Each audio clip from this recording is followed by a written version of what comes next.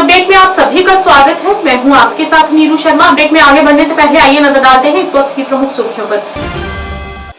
बेलगाम बांग्लादेश के साथ संबंधों पर पूर्ण विराम की मांग, 3 दिनों में 8 मूर्तियां खंडित और पुजारी की हत्या। पूर्व सेंट्रल पैरामिलिट्री वेलफेयर एसोसिएशन द्वारा अपनी मांगों को लेकर किया गया पत्रकार वार्ता का आयोजन, उनके साथ न्याय की लगाई गुहार। पूर्व प्रधानमंत्री चौधरी चरण सिंह की पुण्यतिथि के अवसर पर आज पूरे भारतवर्ष में किसान दिवस मनाया जा रहा है।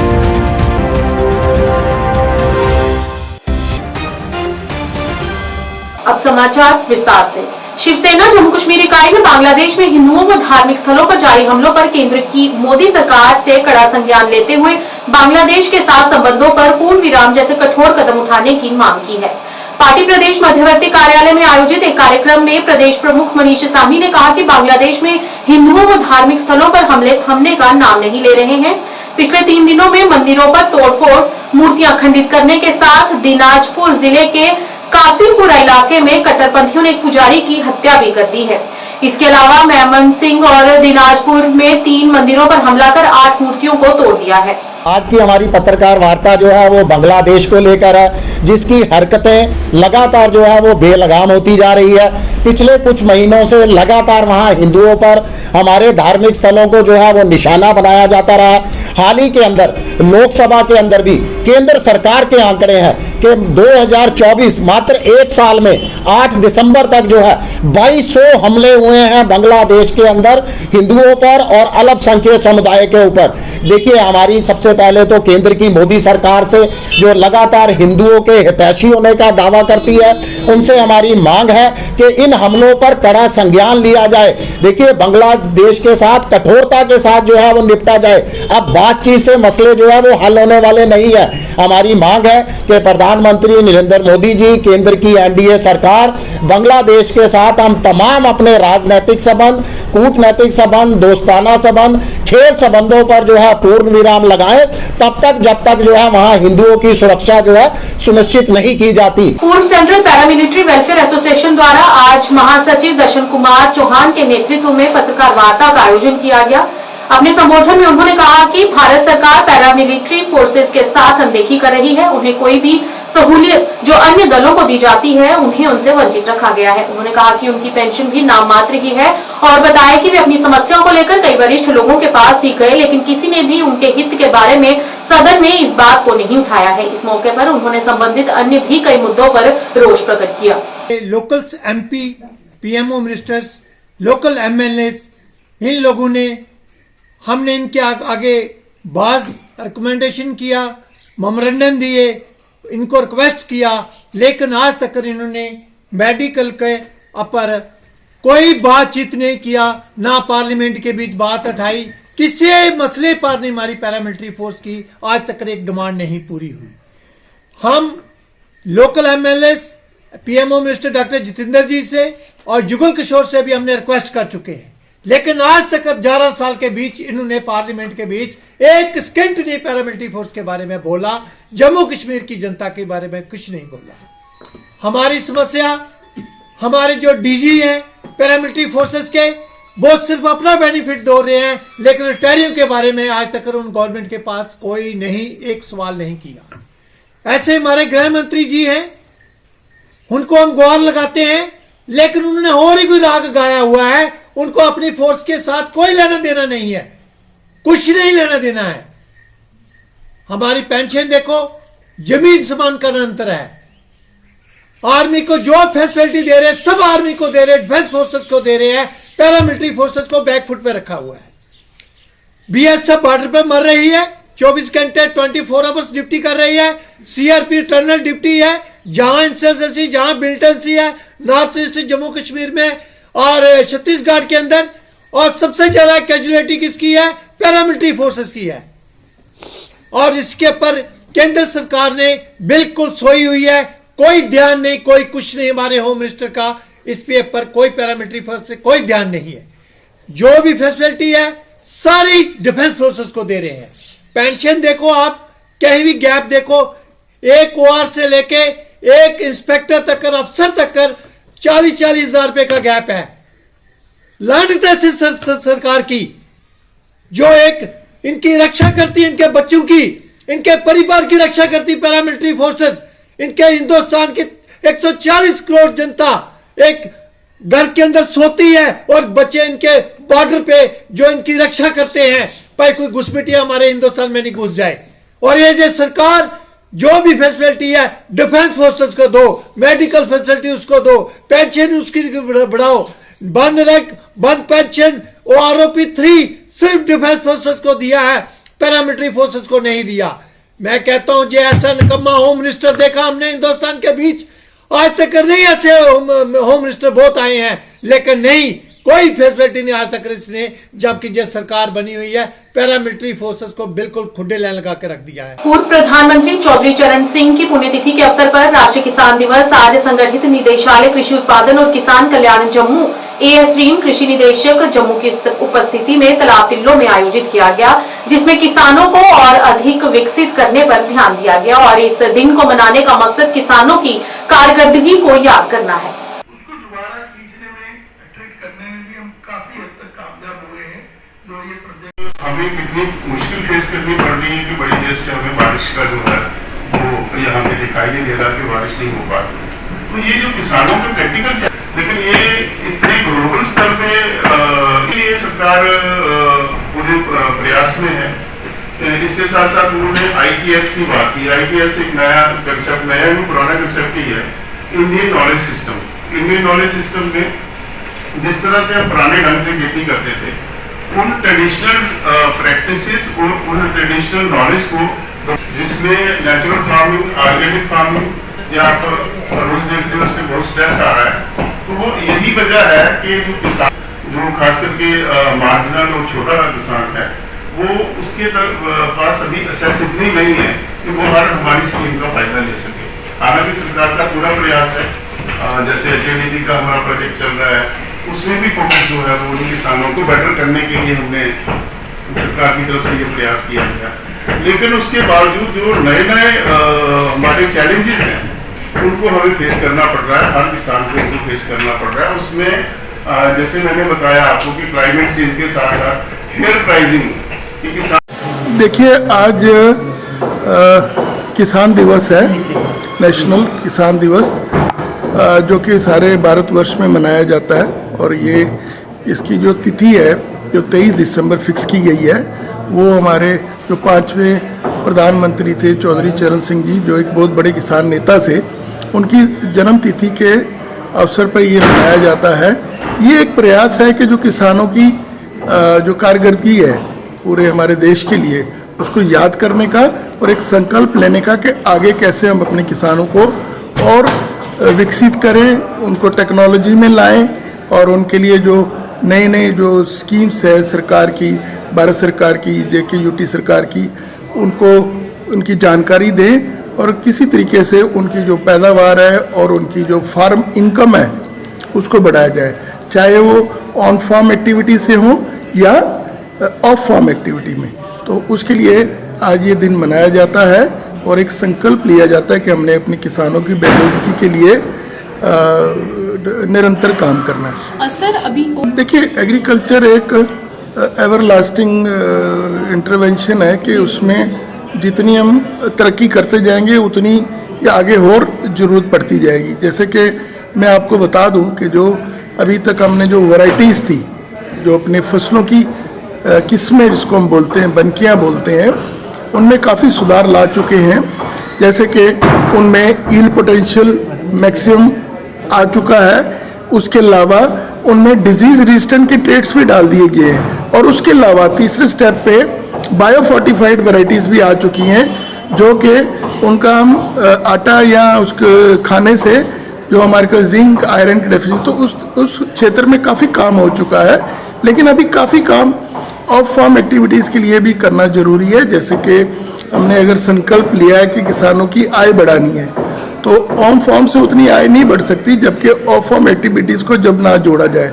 ऑफ फार्म में मैं कहूँगा जैसे मशरूम कल्टीवेशन है या आपकी हनी प्रोडक्शन है, मधुमक्खी पालन है, या एग्जॉटिक वेजिटेबल का जो प्रोजेक्ट है, या मैकेनाइजेशन है। तो इन सब पे भी बहुत भरपूर काम किया जा रहा है। जो हमारा HADP प्रोजेक्ट है उसमें ये सारे कंपोनेंट शामिल है और इसका भरपूर फायदा हम किसानों को दे रहे हैं और जो अगले 4-5 साल तक और चलते रहना है। जम्मू के BC रोड में आज ट्रांसपोर्टरों ने विरोध प्रदर्शन किया। उनका मानना है कि पुलिस किसी के बहकावे में आकर यहां पर तारबंदी कर रही है ताकि ट्रांसपोर्टर यहां पर अपने वाहन न खड़े कर सकें। उन्होंने कहा कि कोर्ट ने भी अभी इस मसले पर कुछ दिन का समय दिया है, जबकि पुलिस ने समय से पहले ही ये कार्रवाई कर डाली, जिससे वे काफी ज्यादा रुष्ट हैं। लेकिन अब देखने वाली बात है कि यहाँ पर ये कहा जा रहा है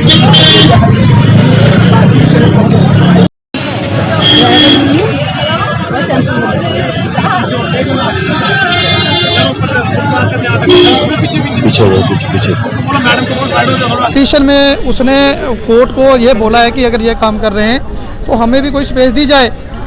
कोर्ट ने उसको 1 महीने का टाइम लिया कि आप एडमिनिस्ट्रेशन के पास जाओ, जैसे अपना DC साहब हो गया, डिपकॉम हो गया, और मौजूदा जो एडमिनिस्ट्रेशन है उनके पास जाओ। ये किसी के पास नहीं गया, वही लेटर उठाई, यहाँ पे गाड़ियाँ लगा दी जबरदस्ती। और गुंडागर्दी देखो कितनी है कि हमें जजमेंट के होते हुए भी यहाँ से हमारी तार लगा दी गई, गाड़ियाँ उठा दी गई। और तहसीलदार साहब जो अभी जो बोल के गए कि मेरे पास आओ, मैं देखूंगा कि जजमेंट किसकी है, किसका ऑर्डर है। देखा पुलिस की इसका मतलब पुलिस की गुंडागर्दी देखा आपने? इसका मतलब उनका लॉ एंड ऑर्डर वो खराब कर रहे हैं, डॉक्यूमेंट नहीं देखे। उल्टा हमको हरासमेंट किया जा रहा है। वो सुबह पूरा मतलब कि पूरा मर्डर करने के प्लानिंग से आए थे। वो सुबह 6 बजे हुआ है, इन्होंने हमारी गाड़ियां निकलवाई हैं जबरदस्ती। बोला है आप गाड़ियां निकालो, यहाँ पे तारबंदी हो गई है। तो पहले भी हुआ था ना मैम, यहाँ पे कोई मसला नहीं था। यहाँ पे हमारी 12 साल से हम काम कर रहे थे। एक बंदा जो है सेल्फ स्टाइल यूनियन जिसकी है, उसके रोज जनरल सेक्रेटरी चेंज होते हैं, रोज उसके वाइस प्रेसिडेंट चेंज होते हैं। कोई उसकी यूनियन नहीं है, कुछ नहीं है, फ्रॉड है सभी। उसने एक घर वाले मेंबर बनाए हुए हैं, मेंबर उसके डेली चेंज हो जाते हैं। हमारे 10-12 साल से यूनियन है, हमारे मेंबर सारे जो भी मेंबर है ना 12 साल से वही मेंबर चल रहे हैं। अगर वो हमारे भाई लॉस है, बैठता तो कोई क्लेश नहीं है। प्रशासन ने उसको रोकने के बजाय उसको पीछे बैठा दिया है, वही क्लेश बना है। वायरिंग लगा दी, फेंसिंग नहीं, मैं वो कर दी। कोर्ट में चैलेंज कर रहे हैं। हमारा 26 को कोर्ट में हमारा जज ने बोला था कि 26 तारीख को इनको कोई हरासमेंट नहीं करेगा। आज उसी 26 ऑर्डर के तहत 26 से पहले ही इन्होंने तारें लगा दी। मुझे नहीं समझ आ रही है ये क्या करना चाह रहे हैं, या फिर यहाँ पे क्लैश करवाना चाह रहे हैं। अभी हमें देखो 26 तक हमारा कोर्ट में केस जो पेंडिंग है, ठीक है ना। उन्होंने ठीक है प्रेजेंटेशन दी थी हमारे ऑर्डर के तहत, भाई जैसे इनको गाड़ियाँ जगह दी गई है वैसे हमको दीजिए। वो हर बंदे का राइट होता है। कोर्ट ने कोई ऐसा रिलीव नहीं दिया था उनको रिटर्न में कि आप गाड़ियाँ लगाओ। अभी फेंसिंग कब से हुई? फैंसी अभी सुबह क्या हुआ, वही वो बंदे, इनकी प्लानिंग थी प्रशासन की, पुलिस प्रशासन के साथ होकर इनका क्लैश हो, क्योंकि ये पुलिस वाले ही चाहते हैं कि इनका क्लैश हो। वही बात हुई, सुबह इन लोगों ने प्लानिंग के साथ, कल शाम को इन्होंने हमला करना था, बट मैंने SSO साहब को बोला, हम खुद थाने पुलिस स्टेशन के अंदर गए। पुलिस स्टेशन के जब अंदर गए फिर जाके थोड़ा क्लैश, सुबह 6 बजे हमारे लड़कों के ऊपर अटैक कर दिया। DDC सुरनकोट A शाहनवाज चौधरी ने क्षेत्र की कई प्रमुख और राजनीतिक हस्तियों की उपस्थिति में शहर और कस्बे के कार्यक्रम में तहत गांव हरी नक्का मोड़ से बारी बहक तक नई सड़क परियोजनाओं का उद्घाटन किया। इस अवसर पर बोलते हुए आम जनता ने कार्यशैली की सराहना की। शाहनवाज चौधरी ने बड़े पैमाने पर जनता के बेहतर विकास और उत्थान के लिए धन्यवाद दिया। इस अवसर पर ब्लॉक अध्यक्ष सुरनकोट वहीद हुसैन शाह और ब्लॉक अध्यक्ष लसाना रशीद कसाना और कांग्रेस पार्टी के कार्यकर्ता भी उपस्थित रहे।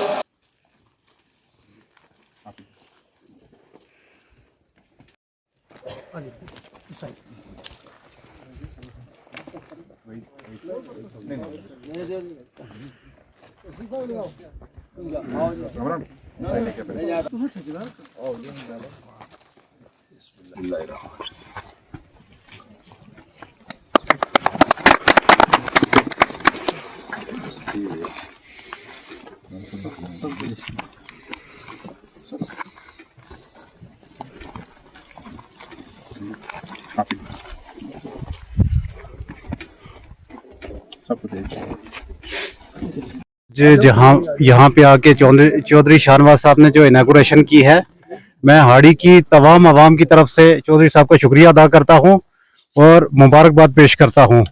जिस तरीके से DDC मेंबर बनने के बाद इन्होंने जो है अपना काम संभाला है, वो अपनी मिसाल खुद है। अब इस बात को बार बार दोहराया जाए, कहा जाए तो अच्छा नहीं लगता। मैं कहता हूँ कि एज ए DDC जिस तरीके से इनका कार्यकाल रहा है, मैं तो मेंबर ऑफ लेजिस्लेटिव असेंबली को ये कहता हूं कि वो इनके नक्शे कदम पे चले। एक छोटे से जो इन्होंने जो है अख्तियार के अंदर जो काम किए हैं वो एक मिसाल बना के रखी है। और हाड़ी की बात की जाए, हाड़ी इंशाल्लाह ताला हर एक जो जितने भी तरक्याती काम है ऑन द वे है, चाहे रोडों की बात की जाए, बिजली की बात की जाए, पानी की बात की जाए। कहने का मतलब ये है कि पिछले जब से ही ये मामलात हैं ये एज इट इज ऐसे पड़े ही थे। अब ये 4 साल में ही जो है कुछ ना कुछ किसी हद तक इनको पहुंचाया गया है। अभी थोड़ा सा टाइम तो लगेगा ही, सारी चीजें एक ही बार तो हो नहीं सकती।